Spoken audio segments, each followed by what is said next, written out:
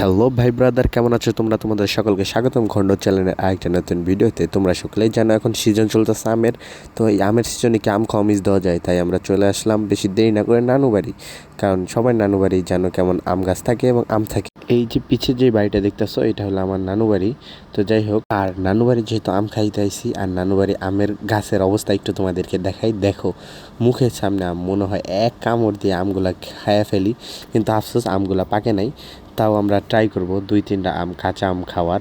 তো চলো বেশি কথা না বাড়িয়ে আম কাটা যাক। তো দেখতেই পাচ্ছ আমার বোন আম কাটছে কাঁচামরিচ আর লবণ দিয়ে। যাই হোক, মাখাবো এখন।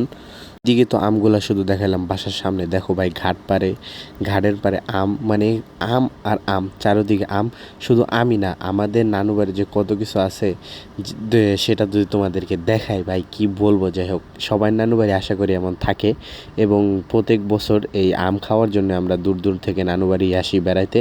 তো যাই হোক, আমের পাশাপাশি এই যে বাংলাদেশের জাতীয় ফল কাঁঠাল গাছের তো অভাবই নেই ভাই। একটা দেখাইলাম, আর একটা কাঁঠালের ওজন মনে হয় 5 থেকে 7 কেজির মতো হইব। কাঁঠাল গাছ তো আছেই, কাঁঠাল গাছের সাথে আছে আরও জাম গাছ।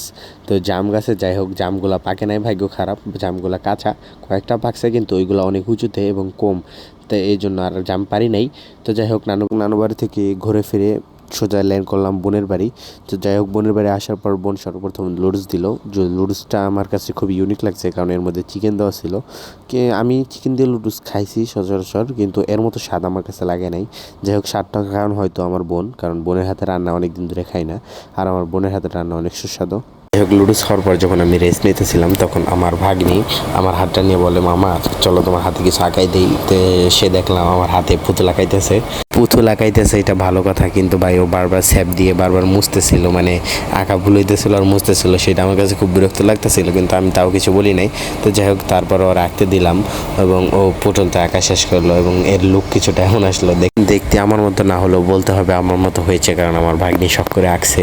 তো যাই হোক, আজকের ভিডিওটা এতটুকুই, দেখা হবে অন্য কোনো ভিডিওতে। থ্যাংক ইউ ফর ওয়াচিং, টাটা, বাই বাই।